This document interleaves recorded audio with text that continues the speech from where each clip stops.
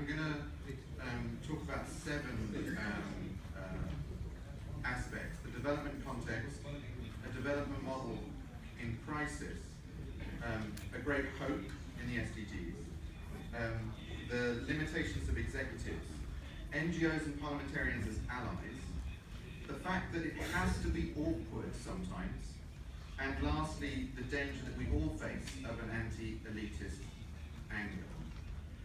My name is Ben Phillips, and I'm Campaigns and Policy Director for ActionAid International, and I'm also a member of a coalition called the Fight Inequality Alliance that brings together social movements, trade unions, feminists, environmentalists, NGOs, and others.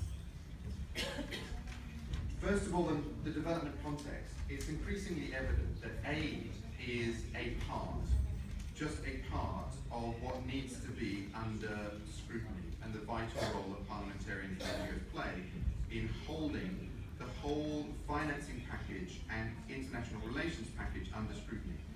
It is vitally important at this moment that we look, for example, at some of the trade deals that are being delivered, oil and gas deals with telephone number digits for countries that have never made them before, that are making them in secret. Tax arrangements, unfair tax arrangements where corporations say that the gold that they found in Zambia was somehow made them profits in Switzerland. The development model in crisis, which is that we see increasingly a challenge in the north and the south of rising inequality. The OECD has done some brilliant work on this, as has the IMF Research Department in Washington, DC. We are approaching breaking point.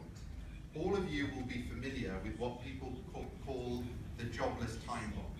You're all worried about a growing cohort of young men with no job. This is a symptom of an economic policy and approach that is exacerbating inequality. It was wonderful to hear my colleague from Zambia speak. Zambia is a classic example of this. Zambia used to be what the World Bank calls a low-income country. It's now what the World Bank calls a middle-income country. The number of poor people is now higher than when it used to be a low-income country.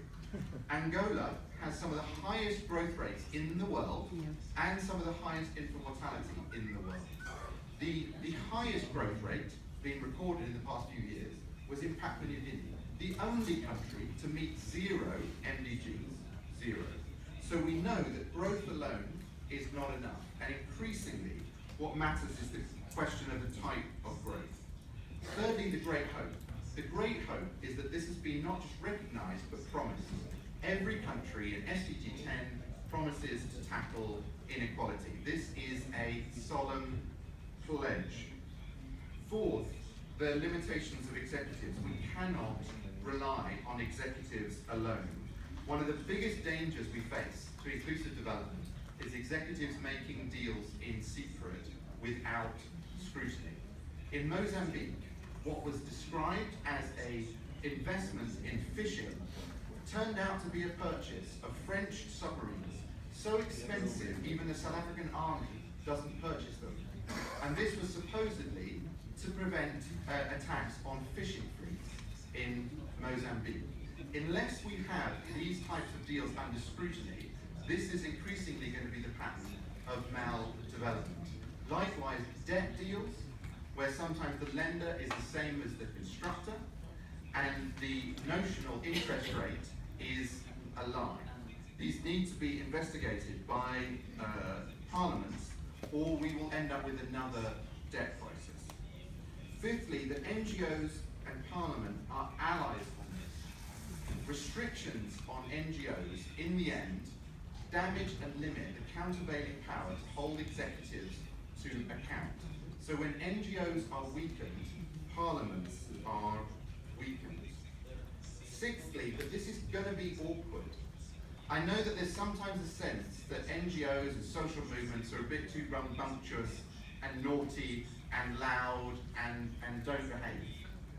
But when we ask, for example, why does South Africa have the largest anti-retroviral program keeping billions of people alive in the world? When we ask, why does India have one of the best right to information laws in the world? We know that the reason for this is because of awkward, difficult NGOs and social movements causing a fuss. This is a historical fact. And so, from Fees Must Fall in South Africa to Black Lives Matter in the US, these people are your friends in limiting the unaccountable power of the executive. Lastly, the question of anti-elitist anger. It isn't just in the US, it isn't just in Britain, it isn't just in Europe. There is a rising sense, and it targets NGOs and parliamentarians, that all of us are an out-of-touch elite, and that the solution is a kind of nihilist rage and rejection. So we don't have time. We can either be the victims of that tide, or we can demonstrate together that it is possible to do development, to do growth, in a way that works for ordinary people, the people who in Swahili are called the wananchi. The ordinary folk feel that development is not working for them, that growth is not working for them, and that politics is not working for them. We have an amazing opportunity now with the SDG 10 promise, with the realization that this type of economic growth isn't working, even at the highest levels. We have an amazing opportunity to make economics work and make politics work for the ordinary people of our countries. And we will do so as allies. Thanks.